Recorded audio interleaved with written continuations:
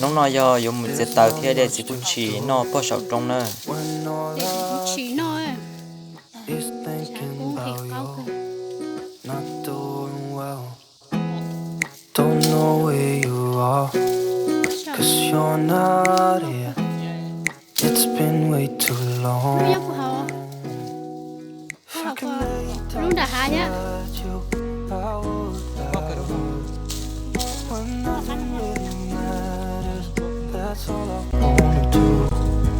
I hope that you are safe and that I will see you soon.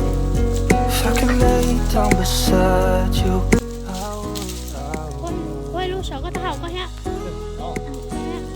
I will. Cao. Cao cơ. Quay luôn sợ nó nhá. We talk on the phone every night. Love to hear your voice. Not sleeping well. And I know that you're right, but you should know it.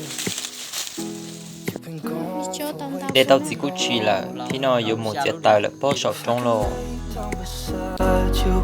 I would. Bạn sẽ tớ.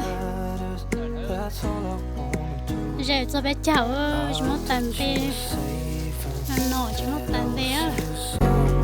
If I can lay down beside you, Vô bé nó mà rong ha. even if you're gone, I won't forget. Nó là tết chắc.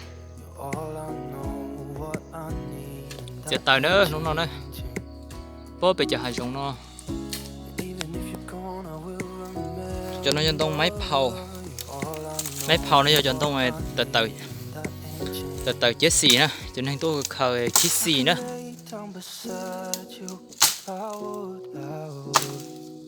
When nothing really matters, that's all I want. nhớ đầu trong tên nó chỉ một tờ đi nữa là tôi sợ tên nền tông lư nó bố bị tê bạc khẩu xưa nhưng giờ ít khó xía cân gạo li tôi là chẳng tôi đế thì chỉ một tờ của là tôi khởi tên nền tờ lư của nhau tê tê xin nở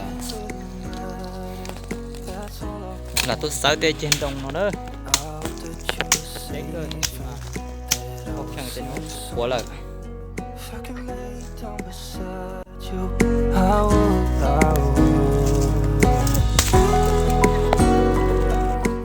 sẽ tao tờ nữa dùng thịt tao dùng chè tờ nó chả để luôn đi chọn tông cho nó chè nhá đi nữa nhưng ấy chỉ tao đi trâu xa giá sẽ chè nhưng chọn ấy là chỉ trâu giá thì chuyện phụ cờ cả đi và để cho để yên lo sao cho là thịt thiết cho vào cho chè nữa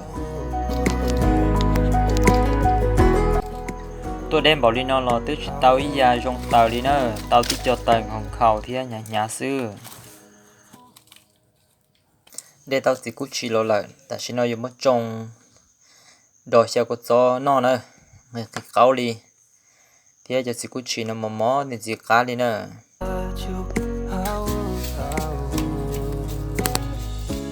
Even if you're gone, I won't forget you.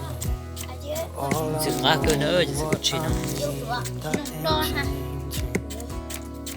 chỉ cút chỉ even if chỉ you're cút nhau xe chỉ cút nhau xe chỉ cút chỉ all I để chơi nó chơi what I need. một chiếc tàu lúc chơi nó lúc chơi lúc cậu ô lì cậu ít lì một chiếc tàu chơi Lay down beside để cho gì nó cho nó xin nữa chỉ cá cơ I would.